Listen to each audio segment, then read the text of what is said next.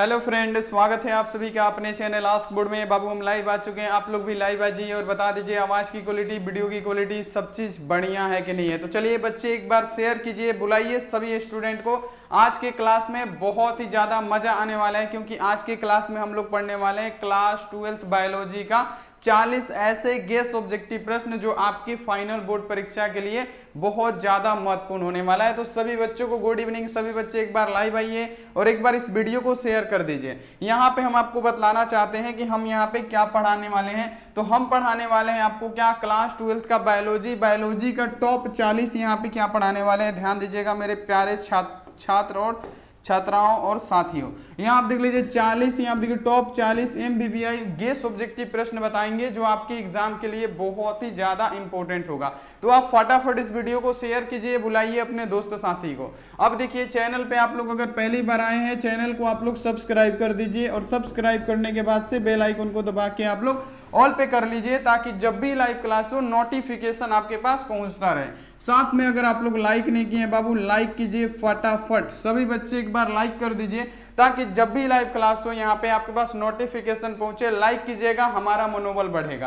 तो यहाँ पे ये काम आपका है कि आप हमारा मनोबल बढ़ाएं और हम आपको और जोश जुनून में पढ़ाएं। तो यहाँ पे चलिए बिना किसी देरी के अब हम यहाँ पे शुरू करते हैं। उससे पहले व्हाट्सएप ग्रुप में जुड़ना आपको अनिवार्य है। यहाँ पे हम लिख देते हैं अपना व्हाट्सएप नंबर 91 35 74 20 24। आप इस पे मैसेज करके बोलिए सर हमको ग्रुप में जुड़ना है, हम आपको बाबू ग्रुप में जोड़ देंगे। तो सभी प्यारे बच्चे एक बार मुस्कुराते हुए बोलिए यस सर जी, क्लास स्टार्ट कर दीजिए। सभी स्टूडेंट बोलिए यस सर, क्लास को शुरू कर दीजिए, स्टार्ट कर दीजिए, हम कर देते हैं। क्योंकि 40 यहाँ पे टॉप MBBI ऑब्जेक्टिव क्वेश्चन है जो आपकी फाइनल बोर्ड परीक्षा के लिए बहुत ही ज्यादा इंपॉर्टेंट होने वाला है। तो सभी बच्चे एकदम रेडी हो जाइए। तो चलिए बाबू शुरू करते हैं पहले नंबर प्रश्न से। बाबू पहला नंबर प्रश्न बहुत ज्यादा इंपॉर्टेंट है। पहला नंबर क्वेश्चन का जवाब दीजिए कि SO2 यहाँ आप देखिए प्रदूषण को नष्ट कौन करता है। नष्ट पूछा है बाबू, ये आपको बताना है। SO2 प्रदूषण को नष्ट कौन करता है, ये क्वेश्चन बाबू इंपॉर्टेंट है। क्योंकि गैस जितना भी सीरीज चलाएंगे, गैस सीरीज में सब इंपॉर्टेंट क्वेश्चन बताएंगे। तो यहाँ पे बताइए कि SO2 प्रदूषण नष्ट करता है, क्या नष्ट करता है बच्चे, याद रखना है क्या, लाइकेन। SO2 प्रदूषण को कौन नष्ट करता है, लाइकेन। यहाँ पे हमारा क्या बनेगा, ए ऑप्शन राइट आंसर बनेगा। याद हुआ ये क्वेश्चन बाबू, याद होना चाहिए, कृपया करके इसे याद कर लीजिएगा। चलिए अगला क्वेश्चन यहाँ पे आ जाइए। अगला क्वेश्चन आपके सामने है 2 नंबर कि मिनीमिता रोग होता है। अब बता दीजिए जो मिनीमिता रोग होता है उसका कारण क्या होता है, बताइए। बहुत ही जबरदस्त क्वेश्चन है, ऐसे ऐसे क्वेश्चन आपको याद होने ही चाहिए। देखिए क्वेश्चन है कि मिनीमिता रोग होता है, तो वो मिनीमिता रोग किसके द्वारा होता है। पहले तो आप लोग कोशिश कीजिए कि आप आंसर जितना जल्दी हो सके आप लोग देने का प्रयास कीजिए। तो यहाँ पे देख लीजिए मिनीमिता रोग होता है किसके द्वारा, तो मिथाइल मरकरी के द्वारा होता है। याद रखना है क्या बाबू, क्या याद रखना है, मिनीमिता रोग का वहां क्या होता है बाबू, मिथाइल मरकरी होता है। ये आपको बाबू 110% याद रखना है। यहाँ पे हमारा क्या बनेगा, सी ऑप्शन राइट आंसर बनेगा। बाबू बच्चों की तरह आपको समझाते हैं, आप लोग समझ जाइए। बाबू फास्ट क्लास होगा, अभी भी फास्ट ही हो रहा है, लेकिन फास्ट क्लास होगा, थोड़ा दिन रुक जाइए तब देखिएगा फास्ट क्लास कैसे होता है। अभी तो शुरू है, आपको समझा रहे हैं। अगला यहाँ पे क्वेश्चन देख लीजिए। अगला क्वेश्चन आपके सामने है 3 नंबर। 3 नंबर क्वेश्चन है कि ट्रांसजेनिक मूसों, मूस मतलब क्या, चूहा, हम लोग भोजपुरी में क्या बोलते हैं, मूस का मूस।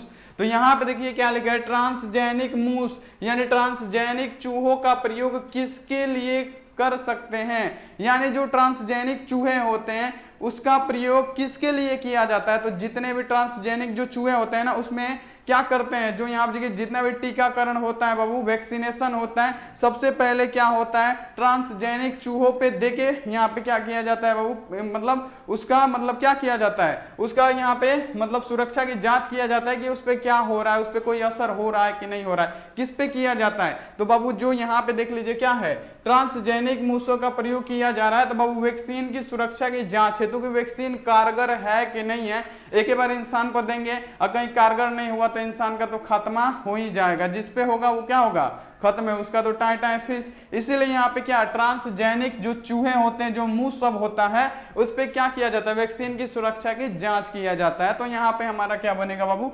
ट्रांसजेनिक मूसों का प्रयोग किसके लिए हो सकता है, तो बाबू यहाँ देखिए वैक्सीन की सुरक्षा के जांच हेतु हो सकता है। याद रहेगा बाबू ये क्वेश्चन, हमेशा याद होना चाहिए। चलिए अगला क्वेश्चन आइए आपके सामने है कि प्राकृतिक वायु प्रदूषण कौन है। बहु वायु प्रदूषण पूछा है। वायु प्रदूषण तो गाड़ियों में से होता है, फैक्ट्रियों में से होता है, कारखानों में से होता है, लेकिन यहाँ पे आपको ये बात का ध्यान देना है बच्चे कि प्राकृतिक वायु प्रदूषण, बहु प्राकृतिक से वायु प्रदूषण क्या होगा, तो जब ज्वालामुखी से जो भड़कता है उससे जो हानिकारक गैसें निकलती हैं, किससे, तो ज्वालामुखी से जो हानिकारक गैसें निकलती है ना बाबू, उससे जो होगा हमारा प्राकृतिक, क्योंकि ज्वालामुखी क्या होता है, प्राकृतिक आपदा होता है, उससे जो गैसें भी निकलेंगी, जो प्रदूषण होगा वो प्राकृतिक प्रदूषण होगा। तो यहाँ पे क्या होगा हमारा प्राकृतिक वायु प्रदूषण। बाबू क्या टिक कीजिएगा, तो कीजिएगा कि यहाँ पे क्या, बी ऑप्शन, यानी ज्वालामुखी के गैस, यानी ज्वालामुखी से जो गैस निकलता है उससे। क्लियर बाबू, क्लियर, बताइए फटाफट। बहुत बढ़िया। अगला यहाँ पे क्वेश्चन देखिए आपके सामने है कि इको आरआई एंजाइम का स्रोत क्या होता है। बाबू पूछा गया प्रश्न है बोर्ड परीक्षा में, बाबू बोर्ड परीक्षा में आया हुआ प्रश्न है, आपको बताना है। देखिए क्या बताना है, इको आरआई एंजाइम का स्रोत क्या होता है। और जितने भी बच्चे बायोलॉजी के हैं आपसे निवेदन है कि आप राइट 9 बजे आइए, 9 बजे क्लास कीजिए बायोलॉजी का, रात में मजा आ जाएगा, दिल खुश हो जाएगा आपका। यहाँ आप देखिए क्वेश्चन है आपका कि इको आरआई एंजाइम का स्रोत होता है। बाबू इको आरआई एंजाइम का स्रोत क्या होता है, आपको बताना है बाबू क्या होता है। तो यहाँ पे होता है ई कोयल, यहाँ पे क्या होता है, ई कोयल होता है। आपको दोनों नहीं आंसर देना है मेरे बच्चे, यहाँ पे क्या देना है, ई कोयल होता है। अगर बता रहे हैं सभी बच्चे बी तो बहुत अच्छा कर रहे हैं, बहुत बढ़िया कर रहे हैं। यहाँ पे हमारा होगा बी ऑप्शन राइट आंसर। अगला यहाँ पे देख लीजिए क्वेश्चन कि निम्न में से कौन सा रासायनिक पदार्थ ओजोन के परत पर असर डालता है, यानी इसमें से कौन सा ऐसा रासायनिक पदार्थ है जो ओजोन, यानी क्या बाबू, ओजोन के परत पर असर डालता है। यानी ओजोन के परत पे कौन ऐसा हानिकारक पदार्थ है जो असर डालेगा। देखिए पहला कौन सा है, क्लोरोफ्लोरोकार्बन। यहाँ आप देख लीजिए क्लोरीन, तो बाबू क्लोरीन तो नहीं डालेगा। हेक्साफ्लो है, यहाँ देखिए हेक्साफ्लोकार्बन, ये भी नहीं डालेगा। यहाँ देखिए ये भी नहीं डालेगा। कौन डालता है, तो क्लोरोफ्लोरोकार्बन। क्या बाबू, क्लोरोफ्लोरो CFC जो होता है वो क्या होता है, रासायनिक पदार्थ ऐसा है जो ओजोन परत पे ये असर डाल देता है। बहुत गंदा चीज है ये। तो यहाँ पे क्या हो जाएगा, हानिकारक गैस ही होती है ये सब क्या होती है, बहुत हानिकारक। तो यहाँ पे क्या होगा हमारा बनेगा बाबू ए ऑप्शन, बिल्कुल राइट आंसर। आप लोग इसको सही कर दीजिएगा, बहुत बढ़िया, वेरी गुड। चलिए यहाँ आप देख लीजिए, गजब गजब, ऐसे ही जवाब देना है, मजा आएगा। चलिए अगला क्वेश्चन आपके सामने है बाबू। अगला क्वेश्चन है कि कृषि जैव प्रौद्योगिकी में उपयुक्त, यहाँ आप देखिए प्रमुख तकनीक है। यहाँ पे आपको क्या बतलाना है कि कृषि जैव प्रौद्योगिकी में प्रमुख, यहाँ देखिए प्रमुख तकनीक कौन सा होता है। बाबू यहाँ पे क्या होता है, ये क्वेश्चन बहुत ही बढ़िया है, याद कर लीजिएगा कि कृषि जैव प्रौद्योगिकी में प्रयुक्त, यहाँ देखिए प्रमुख तकनीक कौन सा है बाबू, कौन सा है, तो उत्तक संवर्धन है। याद रखना है, क्या है, उत्तक संवर्धन है। तो यहाँ पे हमारा क्या बनेगा बाबू, ए ऑप्शन राइट आंसर बनेगा। 100% आपको इसको याद कर लेना है, ऐसे ऐसे क्वेश्चन को आपको याद कर लेना है। चलिए अगला क्वेश्चन आपके सामने आ गया, आइए इसको उड़ाइए। यहाँ पे उड़ाइए 8 नंबर क्वेश्चन को कि अम्लीय वर्षा में SO2 सल्फ्यूरिक अम्ल में का भाग होता है। यहाँ पे आपको क्या बतलाना है, यहाँ पे समझिए। क्वेश्चन है कि अम्लीय वर्षा में SO2 सल्फ्यूरिक अम्ल का भाग होता है, कितना भाग लेता है, अपना बढ़ चढ़ के कितना भाग उसमें लेता है। यहाँ पे आपको यही बताना है कि अम्लीय वर्षा में SO2, यहाँ देखिए सल्फ्यूरिक अम्ल का भाग होता है कितना %, तो बाबू याद रखना है अम्लीय वर्षा में SO2 सल्फ्यूरिक अम्ल का भाग होता है 70%। कितना बाबू, 70% पे टिक करना है एग्जाम में। यहाँ पे क्या होगा हमारा होगा बी ऑप्शन, बिल्कुल परफेक्ट, बिल्कुल राइट आंसर हो जाएगा। चलिए अगला क्वेश्चन आते हैं आपके सामने कि ट्रांसजेनिक सुनहरे धान, देखिए कौन सा धान, तो ट्रांसजेनिक सुनहरे धान में किस विटामिन की प्रचुर मात्रा पाई जाती है, यह भी आपको बताना है, यह भी क्वेश्चन इंपॉर्टेंट है। यहाँ पे क्वेश्चन देखिए आपके सामने है कि ट्रांसजेनिक सुनहरे धान में किस विटामिन की प्रचुर मात्रा पाई जाती है। तो यहाँ पे याद रखना है ट्रांसजेनिक सुनहरे धान में बाबू विटामिन ए प्रचुर मात्रा में होती है।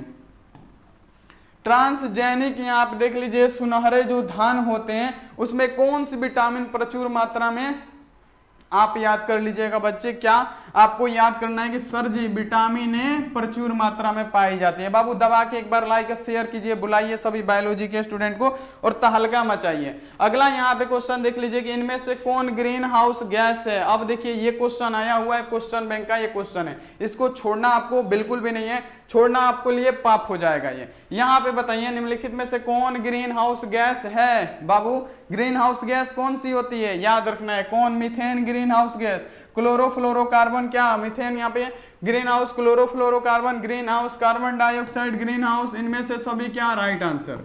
ऐसे ही आपको टिक करना है। कैसे, यहाँ पे आप लोग समझिए ग्रीन हाउस गैस कौन कौन सी, मीथेन, क्लोरोफ्लोरोकार्बन, कार्बन डाइऑक्साइड, इनमें से सभी हमारा बिल्कुल परफेक्ट आंसर। और बाबू आप लोग कमेंट नहीं कर रहे हैं वीडियो पे, ये अच्छी बात नहीं है। इतना बढ़िया आपको पढ़ा रहे हैं, इतना बढ़िया समझा रहे हैं, कमेंट में लिखिए सर जी कैसा लगा क्लास, आप बताइए, क्योंकि जो आपके पिछले वर्ष के बच्चे होंगे आपके कमेंट पढ़ेंगे कि हाँ इस क्लास पे कैसे पढ़ाई होता है, पहले वो कमेंट ही देखते हैं। तो आप कमेंट कीजिए बढ़िया बढ़िया, ताकि जो आपके छोटे छोटे भाई बहन हैं वो आए पढ़े तो उनको अच्छा लगे। यहाँ पे देख लीजिए अगला क्वेश्चन आपके सामने आ गया। यहाँ देखिए पहले ट्रांसजेनिक फसल थी, अब बता दीजिए ट्रांसजेनिक फसल की बात हो रही है बाबू की पहली ट्रांसजेनिक फसल कौन थी। क्वेश्चन तो वीआईपी आएगा, सब वीआईपी क्वेश्चन है, आगे भी वीआईपी ही आएगा क्वेश्चन।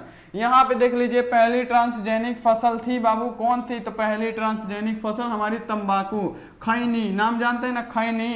तो यहाँ पे क्या हो जाएगा, पहली ट्रांसजेनिक फसल हमारी कौन सी हो जाएगी बच्चे, यहाँ पे हो जाएगी क्या, तंबाकू। डी ऑप्शन हमारा बिल्कुल राइट आंसर, क्या डी ऑप्शन पूरा राइट आंसर होगा, आपको इसको याद कर लेना है। चलिए अगला क्वेश्चन, आइए अगला क्वेश्चन पे आते हैं कि क्लोरोफ्लोरोकार्बन उत्तरदायी होता है। अब बता दीजिए, तो क्वेश्चन यहाँ पे बहुत ही जबरदस्त है कि क्लोरोफ्लोरोकार्बन उत्तरदायी होता है किसके लिए। बाबू क्लोरोफ्लोरोकार्बन किसके लिए उत्तरदायी होता है, हम क्या बताए हैं अभी जस्ट कुछ देर पहले बताएं। कौन यहाँ पे ओजोन परत पे असर डालता है, अभी बताएं आपको, अभी जस्ट बताएं कि कौन ऐसा पदार्थ है, कौन सा ऐसा गैस है जो ओजोन परत पे असर डाल देता है। आप बताए थे उसमें कि क्लोरोफ्लोरोकार्बन होता है सर जी, तो वही तो क्वेश्चन है कि क्लोरोफ्लोरोकार्बन उत्तरदायी है किस पे, तो ओजोन परत पर अवक्षय के लिए, असर डालने के लिए। तो क्वेश्चन तो वही है, देखिए दो किस्म में कैसे पूछ देता है ये ध्यान दीजिए। तो यहाँ पे क्या हो जाएगा, क्लोरोफ्लोरोकार्बन उत्तरदायी होता है ओजोन परत के अवक्षय के लिए, यानी उस पर असर डालने के लिए। तो ये आप लोग बाबू याद कर लीजिएगा। अगला यहाँ आप देख लीजिए कि फसल में विदेशी जिन जोड़ने को कहते हैं। अब देखिए कितना जबरदस्त क्वेश्चन आ गया है। अब यहाँ पे क्वेश्चन है कि फसल में जो विदेशी जिन होते हैं जोड़ने को कहते हैं, मतलब फसल में विदेशी जिन जोड़ने को हम क्या कहते हैं बाबू, उसे क्या कहेंगे, ध्यान दीजिएगा सभी स्टूडेंट। बाबू क्या कहेंगे, अनुवांशिकी अभियांत्रिकी, अनुवांशिकी अभियांत्रिकी कहेंगे। देखिए यहाँ पे फसल में विदेशी जिन जोड़ने को हम क्या कहते हैं, तो फसल में विदेशी जिन जोड़ने को कहते हैं अनुवांशिकी अभियांत्रिकी। याद रखना है बच्चे, ए ऑप्शन हमारा क्या होगा, राइट आंसर होगा, आपको इसको याद कर लेना है। ऐसे ऐसे वीआईपी क्वेश्चन आपको बहुत मिलेंगे बाबू, आप सिर्फ क्लास करते चलिए, आइए 9 बजे और क्लास कीजिए। अब देखिए यहाँ पे अगला क्वेश्चन आपके सामने है। अगला क्वेश्चन है कि ओजोन के विघटन में कौन सा तत्व उत्प्रेरक के रूप में कार्य करता है, यानी जब ओजोन का विघटन होता है तो ऐसा कौन सा तत्व होता है जो उत्प्रेरक की तरह कार्य करता है। देखिए बहुत ही जबरदस्त क्वेश्चन है कि ओजोन के विघटन में कौन सा तत्व उत्प्रेरक के रूप में कार्य करता है। कौन उत्प्रेरक के रूप में कार्य करता है, याद रखना है क्लोरीन, क्लोरीन जो होता है उत्प्रेरक के रूप में कार्य करता है। यहाँ पे आपको याद रखना है कि ओजोन के विघटन में कौन सा तत्व उत्प्रेरक के रूप में कार्य करता है। ध्यान दीजिएगा बच्चे, कौन सा करेगा, तो क्लोरीन करेगा, ए ऑप्शन बिल्कुल राइट आंसर होगा। आपको क्या करना है, इसको याद कर लेना है। अब यहाँ आप देखिए ट्रांसजेनिक जीवाणु का प्रयोग निम्नलिखित में से किसके बनाने के लिए करते हैं। अब देखिए तो बता दीजिए, यहाँ पे 100% इंपोर्टेंट क्वेश्चन है और देखते हैं कौन सा बच्चा सही जवाब दे देता है। फटाफट बताइए, फटाफट बताना है बच्चे, रुकना तो आपको बिल्कुल नहीं है, झुकना तो बिल्कुल नहीं है। यहाँ पे देखिए आपको बताना है कि ट्रांसजेनिक जीवाणु का प्रयोग निम्न में से किसे बनाने में करते हैं बाबू, किससे, तो बाबू यहाँ पे याद रखिएगा ईवी, आप देखिए इपिनेफ्रिन नहीं, यहाँ देखिए थायरोक्सिन तो बिल्कुल नहीं, यहाँ देखिए कार्टिसोल तो बिल्कुल नहीं, कौन, तो मानो इंसुलिन, याद रखना है मानो इंसुलिन। देखिए याद रखिएगा बी ऑप्शन कैसे राइट होगा, कि ट्रांसजेनिक जीवाणु का प्रयोग निम्न में से किसके बनाने में करते हैं बाबू, यहाँ देखिए मानव इंसुलिन, मानव इंसुलिन, मानव इंसुलिन। तो हमारा बनेगा यहाँ पे बच्चे बी ऑप्शन राइट आंसर, आपको याद कर लेना है। अगला क्वेश्चन पे आइए, अगला क्वेश्चन का आंसर दे दीजिए कि सुंदरवन का संरक्षित जैव मंडल भारत के किस राज्य के अंतर्गत आता है। अब बताइए जो सुंदरवन है वो भारत के किस राज्य के अंतर्गत आता है। बहुत ही हलवा है, बहुत ही ज्यादा मजेदार क्वेश्चन है बाबू, ये क्वेश्चन याद होना चाहिए कि सुंदरवन का संरक्षित जैव मंडल भारत के किस राज्य के अंतर्गत आता है। किसके अंतर्गत आएगा ये जान लीजिए बाबू, किसके अंतर्गत आता है, ये आता है पश्चिम बंगाल के अंतर्गत। किसके अंतर्गत, पश्चिम बंगाल के अंतर्गत। 100% हमारा होगा डी ऑप्शन राइट आंसर। आपको क्या करना है, इसको याद कर लेना है। देखिए कैसे याद करना है, सुंदरवन का संरक्षित जैव मंडल भारत की किस राज्य के अंतर्गत आता है बाबू, आपको याद रखना है पश्चिम बंगाल के अंतर्गत आता है सुंदरवन। तो ये आप लोग याद कर लीजिएगा, हमारा क्या बनेगा, डी ऑप्शन यहाँ पे सही आंसर बनेगा, आपको याद कर लेना है। अगला यहाँ पे क्वेश्चन देख लीजिए कि आम के फल का खाए जाने वाला भाग। अब ये कोई नहीं बताएगा तो फिर तो बहुत गलत बात है। ये कोई अगर नहीं बताता है तो समझ लीजिए कि उसका पढ़ना बेकार है, 12th उसका करना बेकार है। ये इतना आसान क्वेश्चन है लेकिन आया हुआ क्वेश्चन है, ये आपको याद कर लेना है। देखिए क्वेश्चन आपके सामने है कि आम के फल में, यहाँ पे देखिए आम के फल में जो खाए जाने वाला भाग होता है वो कौन सा होता है। तो बाबू आम के फल का हम क्या खाते हैं, तो आम के फल का हम मध्य फल भित्ति खाते हैं, ये आपको याद रखना है। क्या खाते हैं बाबू, यहाँ पे हम देख लिए क्या खाते हैं, तो मध्य फल भित्ति खाते हैं, ये आपको याद रखना है। मिडिल फ्रूट वॉल्स खाते हैं, मध्य फल भित्ति खाते हैं, बी ऑप्शन हमारा राइट आंसर हो जाएगा। आम का मध्य फल भित्ति खाते हैं, आपको याद रखना है। अगला यहाँ पे क्वेश्चन देख लीजिए कि सरदार सरोवर बांध किस नदी पर है, ये बताइए। यानी पूछा जा रहा है कि सरदार सरोवर बांध इस नदी पर है, यानी इनमें से कौन सी नदी है जिसपे सरदार सरोवर बांध है। बाबू ये भी क्वेश्चन आया हुआ क्वेश्चन है, ये क्वेश्चन आपको 110% याद होना ही चाहिए।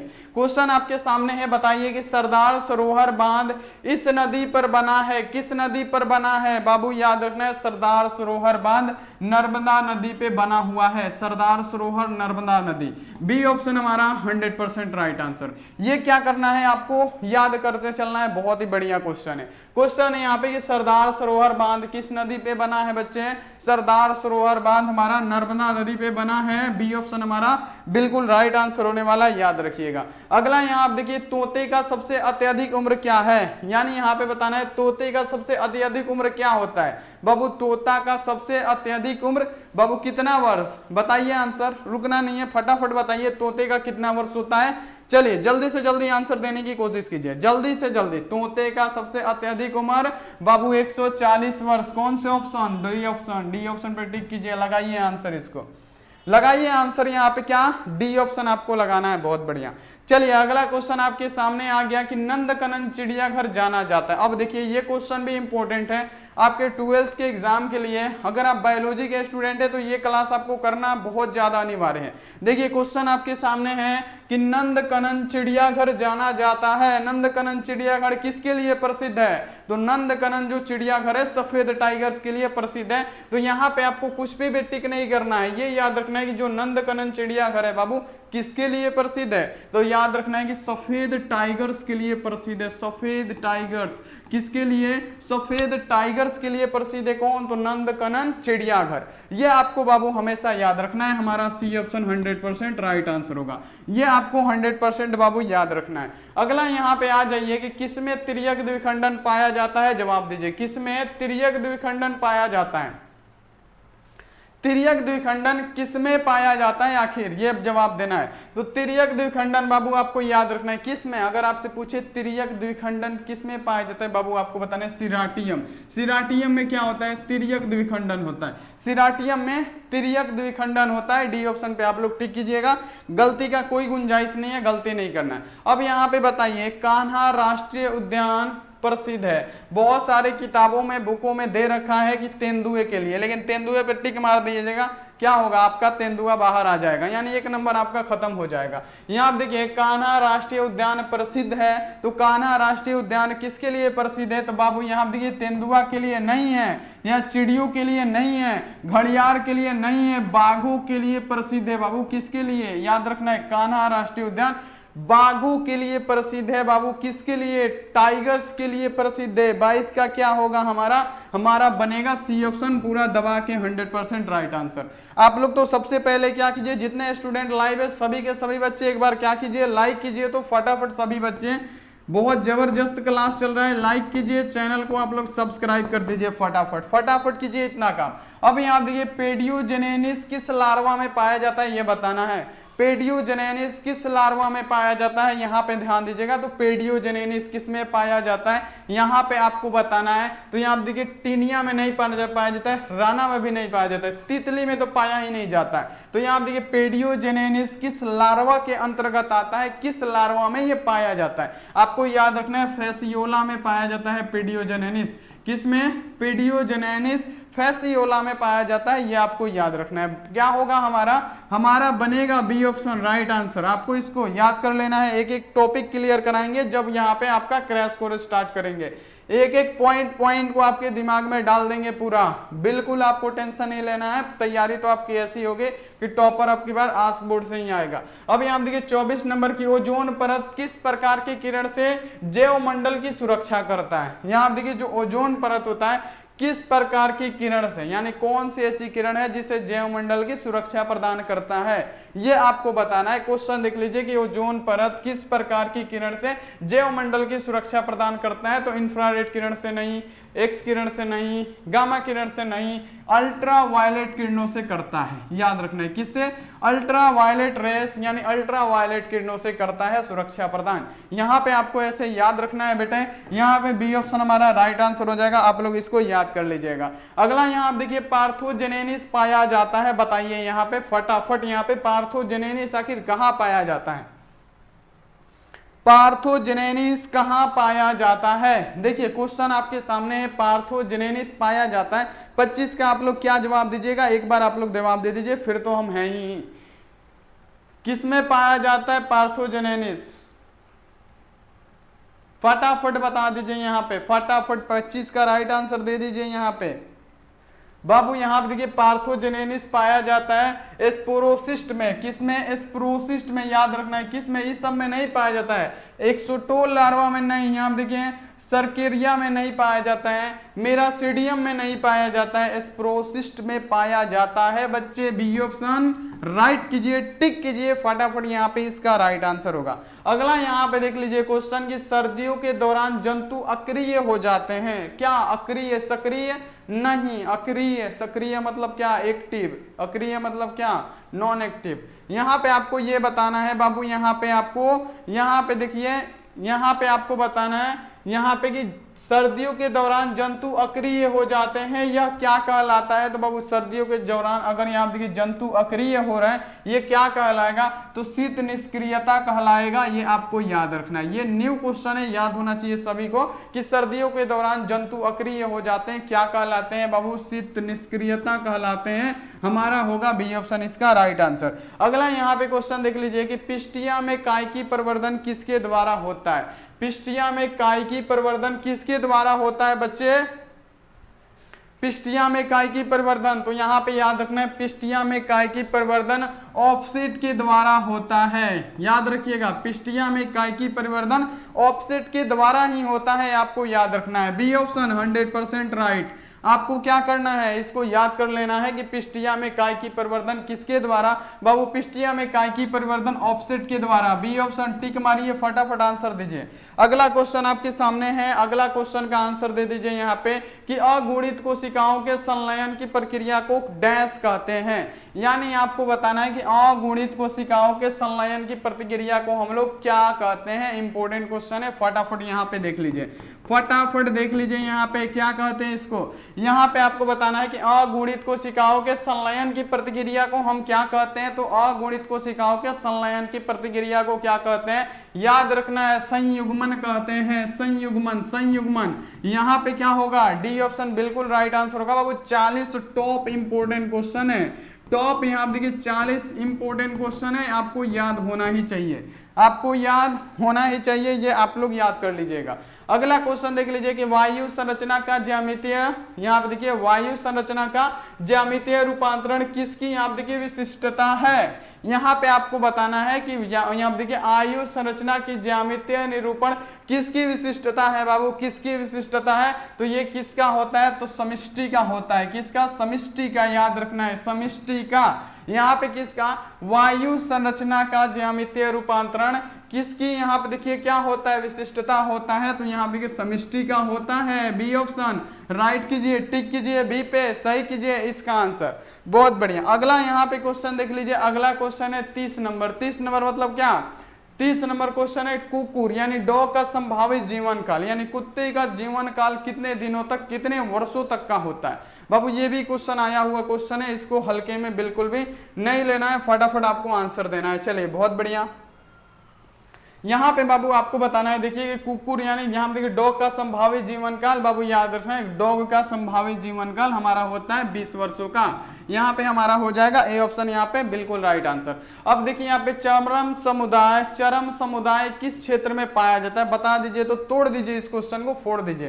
क्वेश्चन आपके सामने है, क्वेश्चन में है कि चरम समुदाय किस क्षेत्र में पाया जाता है। चरम समुदाय बाबू संतुलित क्षेत्रों में होता है, संतुलित क्षेत्रों में पाया जाता है, याद रखना है। चरम समुदाय किस क्षेत्र में पाया जाएगा बाबू, चरम समुदाय जो होगा संतुलित क्षेत्रों में पाया जाएगा। ए ऑप्शन क्या होगा हमारा, बिल्कुल राइट आंसर होगा। आप लोग इसको याद कर लीजिएगा, चरम समुदाय संतुलित क्षेत्रों में पाया जाता है। अब यहाँ पे देखिए बिना निषेचन के फल निर्माण को क्या कहते हैं। देखिए क्वेश्चन आपके सामने है कि बिना निषेचन के अगर फल का निर्माण हो रहा है, बिना निषेचन किए ही अगर फल बन रहा है, फल का निर्माण हो रहा है, वो क्या कहलाएगा बाबू, अनिषेक जनन कहलाएगा, अनिषेक जनन की गिनती में आएगा। देखिए बिना निषेचन के ही अगर फल निर्माण हो जा रहा है उसे क्या कहेंगे हम लोग, अनिषेक जनन कहेंगे। सी ऑप्शन हमारा राइट आंसर होगा। क्या होगा हमारा, सी ऑप्शन ही हमारा राइट आंसर होगा। आपको क्या करना है, इसको याद कर लेना है। अगला यहाँ पे क्वेश्चन देख लीजिए कि किन कारणों से आबादी सदा परिवर्तनशील होती है।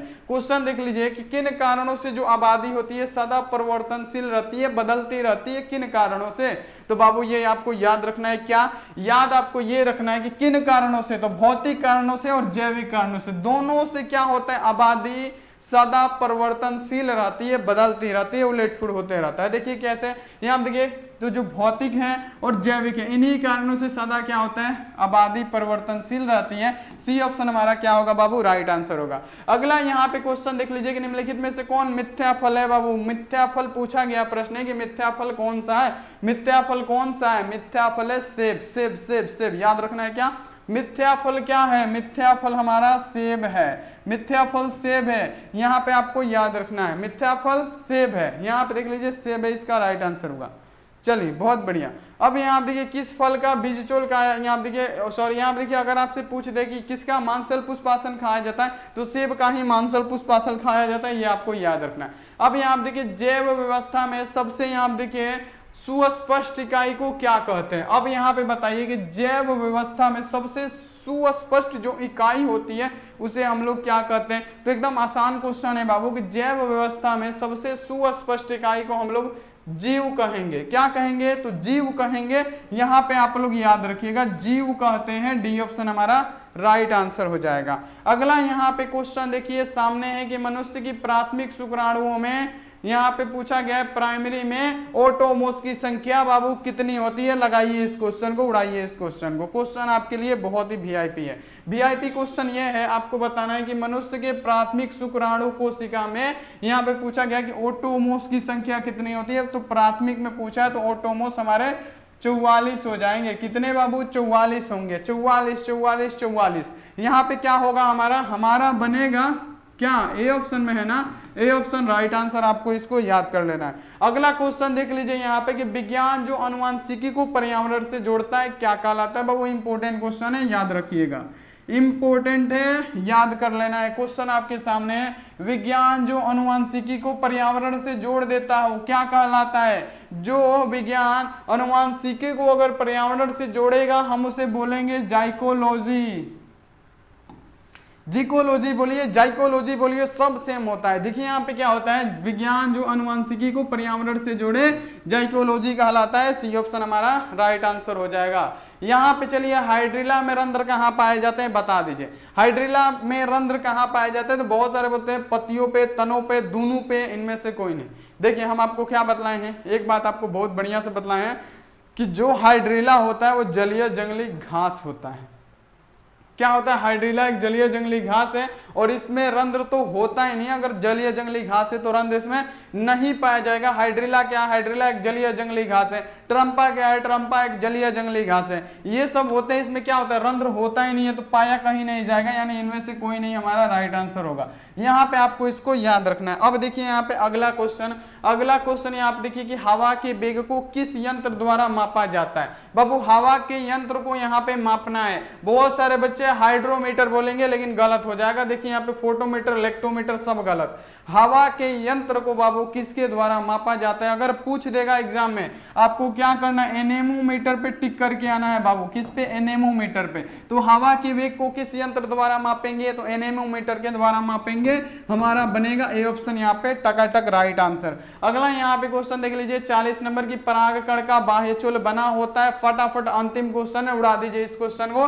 और एक बात बाबू, कमेंट बहुत ही बढ़िया से आपको करना है, बहुत ही बताना है आपको कि क्लास कैसा लगा, ईमानदारी से बताना है। अच्छा लगा तो अच्छा, खराब लगा तो खराब, आपको ईमानदारी से बताना है आप लोग जरूर। और यहाँ पे देख लीजिए लाइक आपको कर देना है किसी भी हाल में, और चैनल को सब्सक्राइब भी कर देना है, और ये वीडियो अपने दोस्तों के पास भी शेयर करना है ताकि यहाँ देखिए और भी बच्चे, और भी आपके दोस्त साथी, आपके भाई जितने भी है वो इकट्ठा हो जाए। यहाँ देखिए परागकण का बाह्यचोल बना होता है, किसका बना होता है, स्पोरोपोलेनिन का बना होता है। ये आपको याद रखना है, परागकण का बाह्यचोल स्पोरोपोलेनिन का बना होता है। सी ऑप्शन 100% टिक कीजिएगा, राइट आंसर होगा। तो ये सब कर दीजिएगा आप लोग, लाइक कर दीजिएगा, शेयर कर दीजिएगा, कमेंट में बहुत ही अच्छे से आप लोग जैसा क्लास लगा वैसा लिखना है आपको। तो बाबू यहाँ पे अब यहाँ पे क्लास खत्म होता है, अब मिलेंगे सुबह की क्लास में। तब तक आप अपना ध्यान रखिए, मन लगा के पढ़ाई भी करना है आपको। जब तक के लिए धन्यवाद, टेक केयर एंड बाय।